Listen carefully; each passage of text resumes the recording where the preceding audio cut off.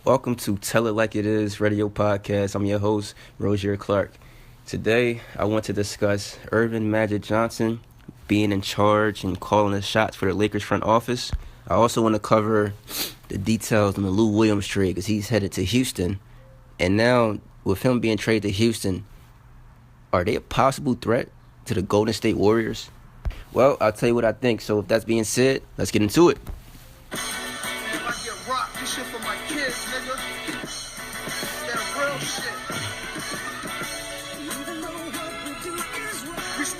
To the sun come up, crack a 40 when the sun go down. It's a cold winter, y'all niggas better bundle up. And I better be a hotter summer revolution just to lock it down. You hot now, listen up. Don't you know cops' sole purpose is to lock us down and throw away the kid. Welcome to another edition of Tell Like It Is radio podcast. Today is Wednesday, February 22nd, 2017. And we're hoping that it's going to be a nice, warm Wednesday later on today. So, let's get right into it. I'm sure everyone has heard Earvin Johnson is in charge of calling the shots for Lakers front office. And my only question to Los Angeles and the Buss family is, what the hell took you guys so long? I mean, I feel as though Earvin Johnson should have stepped in 3 years ago.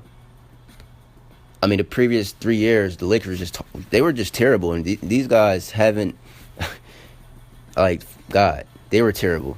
I remember growing up, the Lakers were a great franchise, great organization. They had Kobe, Shaq, and even Magic before them guys, and they were just dominant. Like, they used to destroy my Sixers, every team in the league, especially Shaq. But you jump back to the 2013 and 14 season, the Lakers were 27 and 55. 2014-15 season, they were 21 and 61. And the 2015 to 16, they were 17 and 65. Earvin Johnson showed his interest in the Lakers years ago. But, I mean, I guess they feel as though they had to do something now because these guys did not land DeMarcus Cousins. I mean, I feel like that was the perfect opportunity to bring a superstar to your market. I'm not saying he will fill Kobe's shoes, but he will fill a lot of the seats that Kobe used to fill. You missed out on this deal. This guy went to New Orleans. The New Orleans Pelicans. If I'm in that front office, I'm looking like maybe I would give up a Brandon Ingram along with a Julius Randle, some picks. Because you guys saw the Pelicans or the Kings. No, the Pelicans, they didn't give up anybody. They didn't give up no one. So the Lakers could have damn near put the package together them damn selves and got DeMarcus Cousins in the Los Angeles Lakers jersey. But now the fact that Earvin Magic Johnson is in charge of the organization, no, he does not own a team. It's still the Buss family team. Let's not get that misconstrued. But I feel as though he'll do great. He's going to get this organization, this franchise back up and running to winning. And I just feel like there's going to be great things to come for the Los Angeles Lakers. Like, I still have an issue. I'm not a Lakers fan. I'm not a Kobe Bryant fan. I respect Kobe's game. But last year, the way that this guy went out after everything he's done for that franchise, it was just like, come on. Like, I know it's a farewell tour, but it was just like the Lakers just like, play your last year, get it over with, and we'll send you along your way.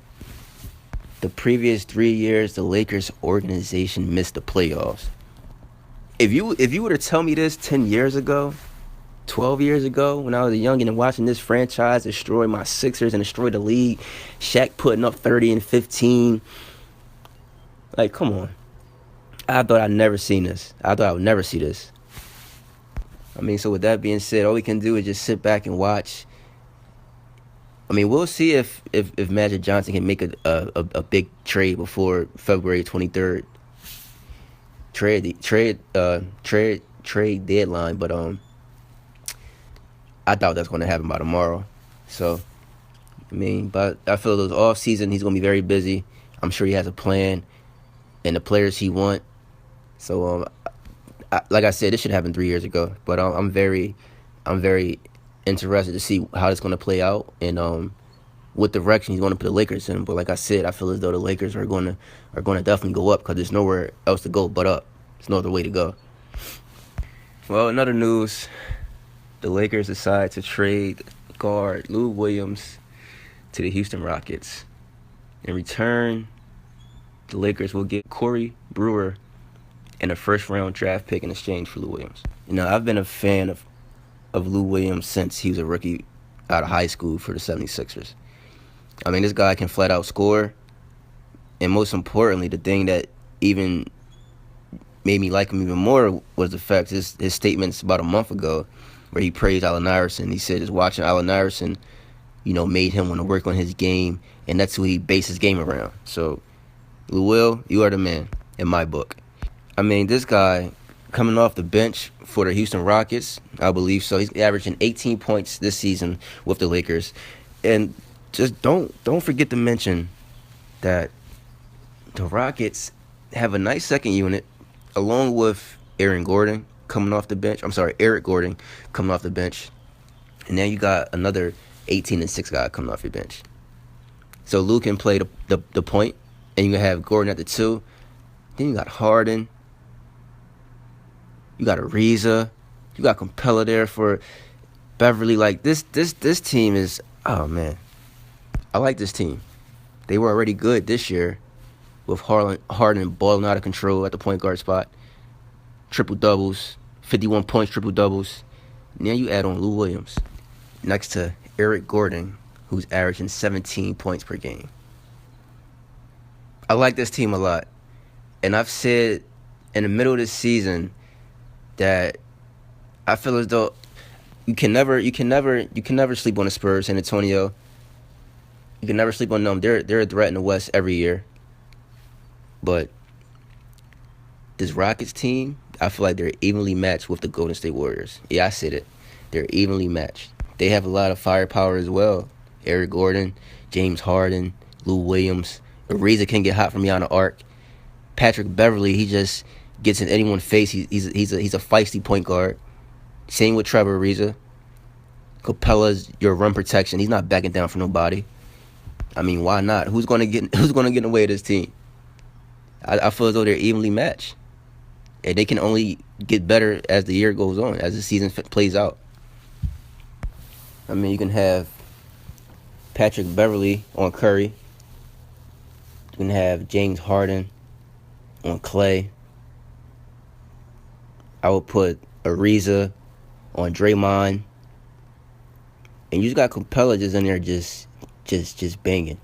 Just banging in the paint. I mean, you can even put Ariza on a KD or put James Harden on KD. I don't know which way you want to go, but I would put Ariza on KD. And then maybe put Montrezl Harrell, who I love since his Louisville days. Put him on Draymond. He's a tough player. Like, the Rockets have a tough team. Sam Decker, Taylor Ennis. They got the high-flying KJ McDaniel. I mean, Ryan Anderson, he's a stretch 4, stretch 3, can knock down the 3. Like, I really like this team. I like the makeup of this team. I don't think they're really missing anything. I really don't think they're missing anything at all. And especially if they catch the Golden State Warriors having one of those cold shooting nights, like Curry being 1 from 11 from behind the three-point arc. Anything, like any bad night that the Warriors would have, I feel like the Rockets would just they would just take advantage and really just beat this team. I really like the makeup of this team. I keep saying that, and God, this is going to be an interesting second half of the NBA season. Along with teams fighting for the 8th playoff spot. See how DeMarcus Cousins is going to do in New Orleans. And now see how Lou Williams, his role, would affect the Houston Rockets. Like, and it's actually funny because the Rockets and Pelicans next game is actually tomorrow at 8 o'clock, where the Pelicans will be hosting the Rockets. So hopefully we'll get to see Lou Williams suited up and playing that game. DeMarcus Cousins will play. That's going to be an interesting game right there. So, you never know. Just let the season play out. Let the chips fall where they may. And just, gosh. I love this game. So, there you have it. Tomorrow I'll be covering Isaiah Thomas. he made a statement early in the season saying he feels very confident that he can lead the NBA in scoring. He can take home the NBA scoring title. What are my thoughts? I'll let you know tomorrow. I'll be posting that podcast around 12 o'clock noon. And the rest of you guys, please be safe out here. Enjoy this Wednesday. It's a slow start or a gloomy start to the day, but it should definitely warm up out there. Thanks for listening. And let's go. Enjoy your day.